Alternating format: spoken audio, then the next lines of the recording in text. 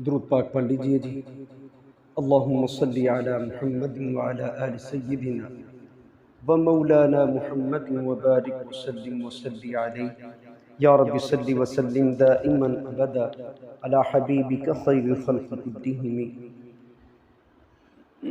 قربانی کے موضوع پہ کئی دنوں سے ہماری بات چل رہی ہے۔ آج کی مختصر سی ملاقات میں قربانی کے قضا ہونے یا نہ ہونے کے حوالے سے گفتگو ہوگی کہ قربانی قضا ہو سکتی ہے یا نہیں۔ اس کے بارے میں مختلف پہلو ہیں۔ مثلا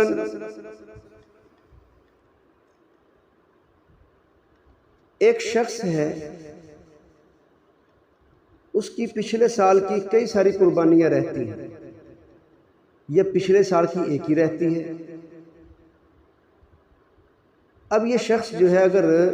اللہ جل جلالہ نے اس کو توفیق عطا فرما دی ہے، ہمت عطا فرما دی ہے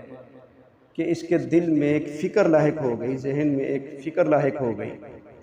کہ میرے ذمے جو قربانیاں ہیں، میں ان کو اپنے ذمے سے کسی طرح اتارنا چاہتا ہوں، ادا کرنا چاہتا ہوں،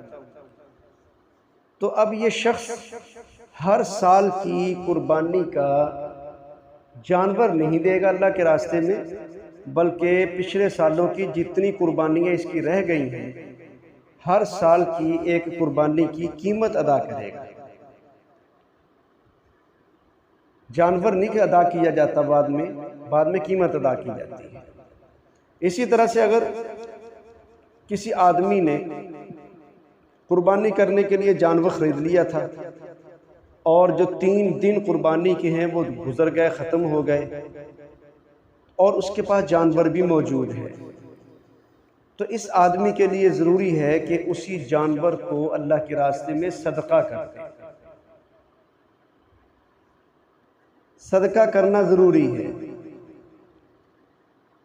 البتہ اگر اس بندے نے ناواقفیت کی وجہ سے اور نہ جاننے کی وجہ سے اس جانور کو 3 دن قربانی کے گزر چکے تھے، اس کے بعد ذبح کر دی، اس بیچارے کو پتہ ہی نہیں تھا مسئلے کا، 3 دن گزر گئے، گزرنے کے بعد پھر اس نے اس کو ذبح کر دیا، تو اب اس آدمی کے لیے اس کا گوشت کھانا جائز نہیں ہے، اور نہ ہی امراء کو، مالدار لوگوں کو اس کا گوشت کھلانا اس کے لیے جائز ہے۔ اب یہ آدمی اس کا گوشت جو ہے وہ غرباء میں تقسیم کر دے گا۔ اگر صورتحال ایسی ہے کہ قربانی کا جانور تو لیا تھا اور قربانی کے 3 دن بھی گزر گئے اور اس کا جانور بھی ضائع ہو چکا تھا،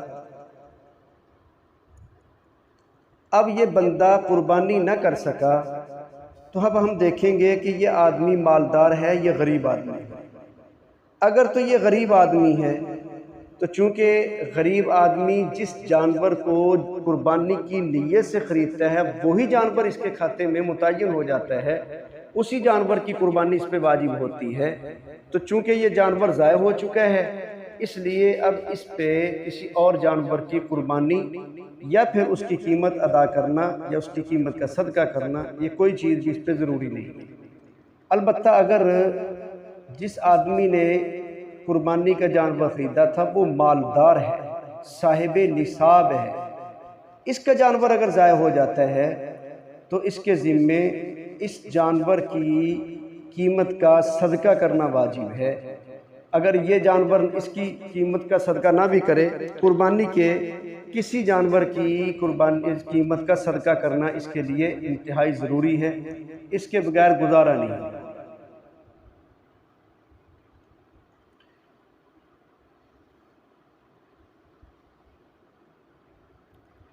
اسی طرح سے ایک آدمی ہے، اس نے غفلت کی وجہ سے یا مسئلے سے ناواقفیت کی وجہ سے یا کسی اور عذر کی وجہ سے، مثلا معاشرے میں مختلف عذر پیش آ سکتے ہیں، اللہ نہ کرے آپس میں لڑائی ہو گئی ہے، جھگڑا ہو گیا ہے، یا پھر صورتحال ایسی بن گئی کہ معاشرے کا امن و امان ختم ہو گیا، باہر نکلنا ہی بہت مشکل ہے، یا صورتحال ایسی بن گئی کہ انتظامیہ کی طرف سے یا غیروں کی طرف سے کرفیو نافذ کر دیا گیا ہے۔ ان ساری صورتوں میں اگر ایک بندہ 3 دن کے اندر قربانی نہیں کر سکتا، یعنی عذر اس کا اختیاری ہو یا غیر اختیاری ہو، جان بوجھ کے ہو یا کسی اور وجہ سے ہو،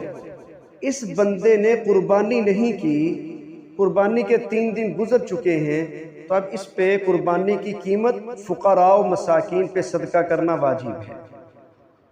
البتہ یہ مسئلہ اس وقت ہے جب قربانی کے 3 دن گزر گئے ہیں اور 3 دنوں کے اندر اس نے قربانی نہیں کی، اس وقت یہ قربانی کے جانور کی قیمت کا صدقہ ادا کرے گا۔ البتہ اگر یہ 3 دن ابھی باقی ہیں یا 3 دنوں میں سے 1 یا 2 دن باقی ہیں، 1 دن گزرا ہے یا 2 دن گزرے ہیں، یہ اس جانور کے بدلے میں قیمت ادا کر دیتا ہے۔ قربانی کے 3 دنوں کے اندر یہ قربانی نہیں کرتا، بلکہ 3 دنوں کے اندر ہی یہ اس قربانی کے جانور کی قیمت ادا کر دیتا ہے۔ تو اب اس صورت میں یہ انسان ایک تو گناہگار ہوگا اور دوسرے نمبر پہ اس کی قربانی بھی نہیں ہوگی، بلکہ اس کے ذمے اگر 3 دن گزر چکے ہیں، اس نے قربانی کے لیے جانور ذبح نہیں کیا، اس کا صدقہ کر دینے کے باوجود اس کا صدقہ جو ہے وہ ادا نہیں ہوگا، بلکہ اس کو اس جانور کی قیمت 3 دن گزرنے کے بعد دوبارہ صدقہ کرنا ضروری ہوگا۔ اس کی بنیادی وجہ یہ ہے کہ اس نے 3 دنوں کے اندر یہ کام کیا ہے، اس جانور کی قیمت کو فقراء میں تقسیم کرنے کا۔ یہ اس کا قابل قبول نہیں ہے، اس کی طرف سے واجب ادا نہیں ہوگا۔ اس کو آپ ایک مثال سے سمجھیے کہ جیسے ایک انسان نے نماز پڑھنی ہے، مثلا فجر کی نماز پڑھنی ہے یا ظہر کی نماز پڑھنی ہے، تو اس فجر کی نماز یا ظہر کی نماز کے ٹائم کے اندر یہ بندہ روزہ رکھ لے، کہتا ہے جی میں اتنے ٹائم کا روزہ رکھ لیتا ہوں، تو میرے عزیزو جیسے یہاں پہ فجر کی نماز یا ظہر کی نماز روزہ رکھ کے ادا نہیں کی جا سکتی، اور اسی طرح سے ایک آدمی جو ہے وہ حج کے دنوں کے اندر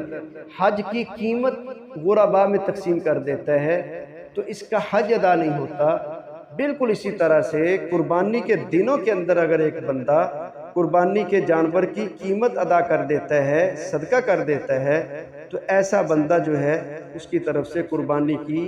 اس قیمت کو قبول نہیں کیا جائے گا، اس کے صدقے کو قبول نہیں کیا جائے گا، بلکہ اس کو گناہگار قرار دیا جائے گا۔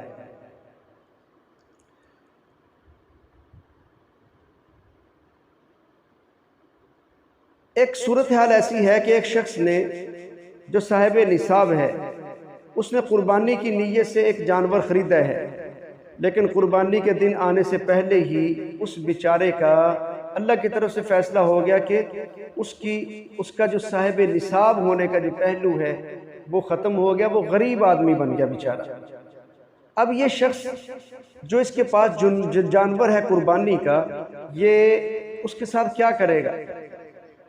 جس وقت خریدا ہے اس وقت یہ صاحب نصاب تھا، مالدار آدمی تھا، اور میں پہلے عرض کر چکا ہوں کہ اگر آدمی مالدار ہو، وہ جانور کوئی خرید لیتا ہے تو وہی جانور اس کی طرف سے متعین نہیں ہوتا، اس کے ذمے میں وہ جانور لازمی نہیں ہوتا، بلکہ اس کے ذمے میں کوئی سا بھی جانور قربانی کرنا ضروری ہوا کرتا ہے۔ اب یہ مالدار بیچارہ قربانی کے دنوں کے اندر صاحب نصاب نہیں رہتا، مالدار نہیں رہتا، بلکہ غریب آدمی بن جاتا ہے۔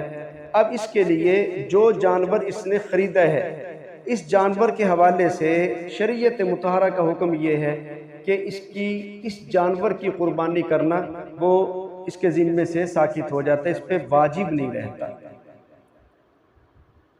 لہذا اب یہ جو اس کے پاس جانور موجود ہے، چونکہ یہ خود غریب ہے، جس وقت خریدا تھا مالدار تھا، اس کے کھاتے میں وہ متعین نہیں ہوا، لیکن یہ اب غریب ہو چکا ہے، تو تو اس کے اس غربت کی وجہ سے شریعت مطہرہ نے اس کو اس بات کی اجازت دی ہے کہ یہ جانور فروخت کرے اور فروخت کر کے اس کی قیمت کو اپنے کسی کام میں خرچ کر لے، اپنے مصرف میں خرچ کر لے۔ اور اگر صورتحال یہ ہو گئی کہ یہی غریب ہونے والا آدمی قربانی کے آخری 2 دنوں میں سے کسی ایک دن میں یا آخری دن میں دوبارہ صاحب نصاب ہو جاتا ہے، اللہ جل جلالہ کے فیصلے یہ تو اب اس پر قربانی واجب ہو جائے گی۔ اس کے لیے جو جانور اس کے پاس موجود ہے، جو خریدا تھا اس نے، اسی جانور کی قربانی کر دے تب بھی ٹھیک ہے، اور اگر اس کی جگہ پہ کوئی اور قربانی لے کے